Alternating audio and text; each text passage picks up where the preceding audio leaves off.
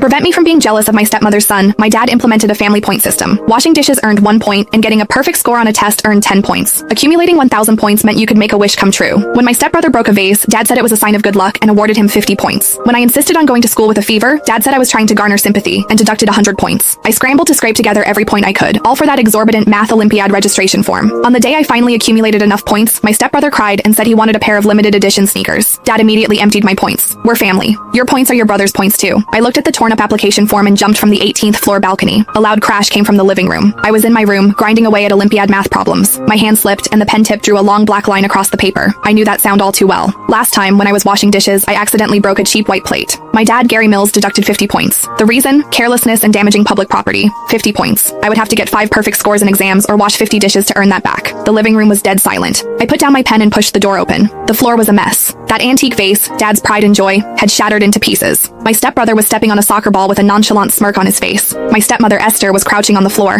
Oh dear, Patrick, how could you be so careless? This is Gary's favorite vase. She scolded Patrick, but at the same time completely shielded him from my father. Dad stood beside her with a grim face, his chest rising and falling rapidly. I leaned against the doorframe, feeling a strange sense of schadenfreude. That vase was supposedly worth thousands of dollars. According to the family point system rules, damaging property resulted in a point deduction equivalent to the property's value. Patrick's pitiful amount of points wouldn't even cover the cost. It would go into the negatives. I waited for the show to begin. Dad took a deep breath, his eyes going back and forth between Patrick and the shards on the floor. Patrick pouted. I was just kicking a ball around. The vase wasn't very steady. I scoffed. If it were me, I'd have been slapped by now. Dad glanced at Esther, who was already tearing up, as if they were a pitiful widow and a single child who were about to be bullied. Dad suddenly smiled. It's all right, it's all right. Dad waved his hand. There's an old saying, breaking a vase brings good luck. This will bring good luck to our family. I was stunned. Bring good luck? Last week when I broke a plate, he called me a good for nothing. Dad walked over to the large whiteboard on the wall. He picked up a whiteboard marker and wrote under Patrick's name. Patrick is energetic and brings life to the house. He broke a vase to bring good luck to our family. Plus 150 points. I couldn't stand it and rushed out of the room. Dad, the plate I broke only cost $5, yet you deducted 50 points from me. This vase is worth thousands, and you're giving him points? Dad turned around, the smile instantly disappearing from his face. How old are you, Myra? Why do you have to make things difficult for your younger brother?